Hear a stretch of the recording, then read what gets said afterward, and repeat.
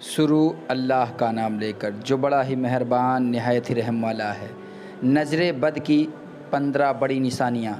پیارے عزیز دوستوں، ایک مرتبہ حضرت ابن عباس اور محمد بن کعب فرماتے ہیں کہ حضرت یعقوب علیہ السلام اپنے بیٹوں کو نظر لگنے سے خوف زدہ ہوئے تھے، کیونکہ ان کے بیٹے خوبصورت، خوش نظر، حلیے والے اور خوش منظر تھے۔ لہٰذا یعقوب علیہ السلام اس بات سے ڈرے کہ کہیں لوگ ان کے بیٹوں کو نظر بد کے ذریعے نقصان نہ پہنچا دیں، کیونکہ نظر کا لگا حق ہے جو کہ کسی ماہر گھڑ سوار کو اس کے گھوڑے سے گرا دیتی ہے۔ بس اللہ کے رسول محمد صلی اللہ علیہ وسلم نے ارشاد فرمایا، اور نظر بد کا لگنا حق ہے، اور اگر تقدیر پر کوئی چیز حاوی ہو سکتی ہے تو یقیناً نظر بد حاوی ہو جاتی ہے۔ حضرت ام سلمہ رضی اللہ تعالی عنہا سے روایت ہے کہ ایک دفعہ حضور اکرم صلی اللہ علیہ وآلہ وسلم ان کے گھر تشریف لائے، اور ان کے پاس ایک بچی بھی تھی جس کے چہرے پر پیلاہٹ اور کمزوری تھی۔ تو رسول اللہ صلی اللہ علیہ وآلہ وسلم نے بچی کو دیکھ کر ارشاد فرمایا، اس پر دم کرواؤ، کیونکہ اس پر نظر کا اثر ہے۔ جس کی نظر لگتی ہے بیشتر وہ حاسد ہوتا ہے، لیکن ہر حاسد کی نظر نہیں لگتی، اس لیے جب حاسد حسد کرتے ہیں تو ہمیں ان کے سر سے اللہ تعالیٰ کی پناہ طلب کرنے کا حکم اور تعلیم دی گئی ہے۔ بڑوں کی نسبت بچوں پر نظر بد کا اثر جلدی ہوتا ہے۔ پیارے دوستوں، ایک دفعہ نبی کریم صلی اللہ علیہ وآلہ وسلم نے حضرت جعفر طیار رضی اللہ تعالیٰ عنہ کے بچوں کو دیکھا تو ان بچوں کی والدہ حضرت اسماء بنت امیس رضی اللہ تعالیٰ عنہ سے دریافت فرمایا، کیا معاملہ ہے کہ میں اپنے بھائی کی اولاد کے جسموں کو دبلا پتلا دیکھ رہا ہوں؟ کیا انہیں کوئی مشکل، بھوک، بیماری یا تکلیف وغیرہ درپیش ہے؟ حضرت اسماء بنت امیس رضی اللہ تعالیٰ عنہ نے عرض کیا کہ جی نہیں، لیکن انہیں بہت جلد نظر لگ جاتی ہے۔ تو نبی کریم صلی اللہ علیہ وآلہ وسلم نے اسماء بنت امیس کی بات کی تائید فرماتے ہوئے ارشاد فرمایا، ان پر دم کرو۔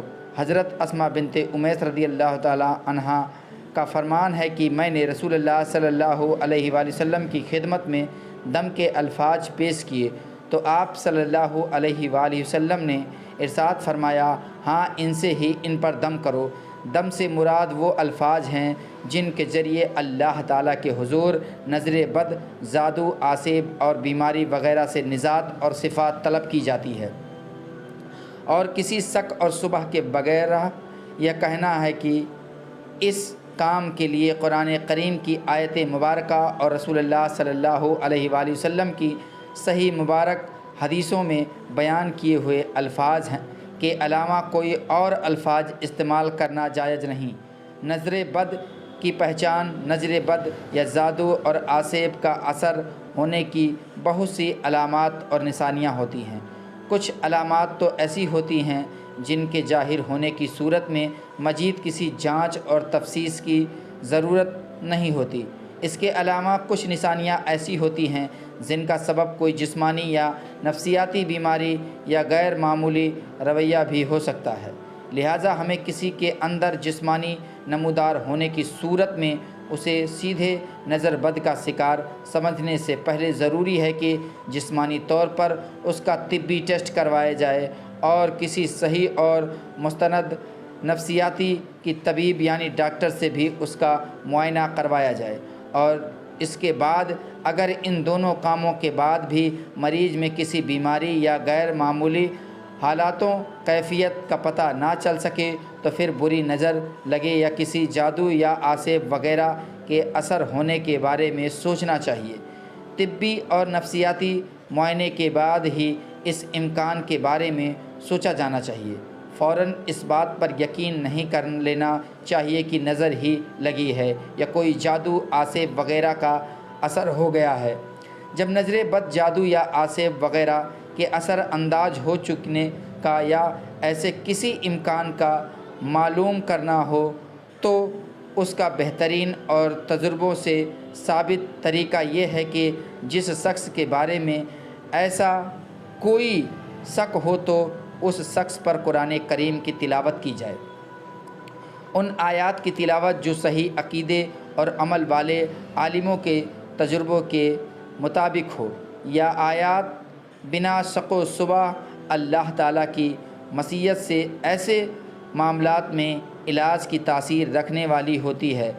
جب ان آیات کو مشکوک شخص یا مریض شخص کے سامنے تلاوت کیا جاتا ہے، یا بسا اوقات جب اس کے سامنے قرآن کریم کی تلاوت کی جاتی ہے تو اس پر درج ذیل علامتیں اور نشانیاں ظاہر ہوتی ہیں۔ پیارے دوستوں، نمبر 1، چہرے پر پیلاہٹ ظاہر ہونا۔ نمبر 2، سینے میں گھٹن کا احساس ہونا۔ نمبر 3، تلاوت سننے کے دوران جسم کے مختلف حصوں میں درد ہونا۔ نمبر 4، معمول سے زیادہ گرمی کا محسوس ہونا۔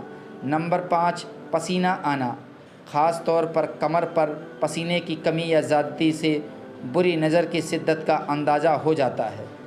نمبر 6، پہلوؤں میں درد کا محسوس ہونا۔ نمبر 7، بے چینی کی کیفیت ہو جانا اور ادھر ادھر دیکھتے اور متوجہ ہوتے رہنا۔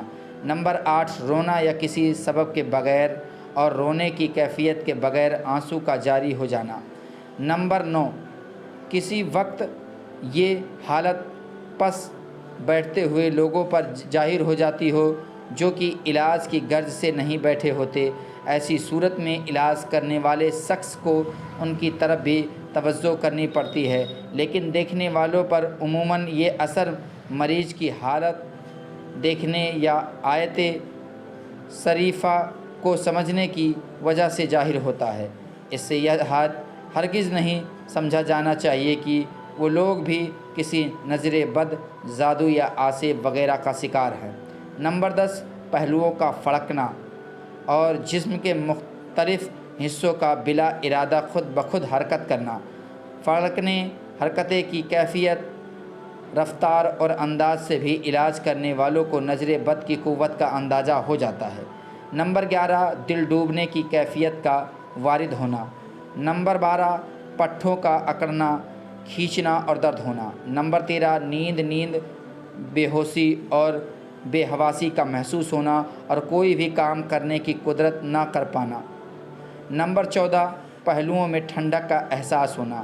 نمبر 15، کسی طبی اور مادی سبب کے بغیر جسم پر نیلاہٹ اور سبز مائل دھبوں کا ظاہر ہونا۔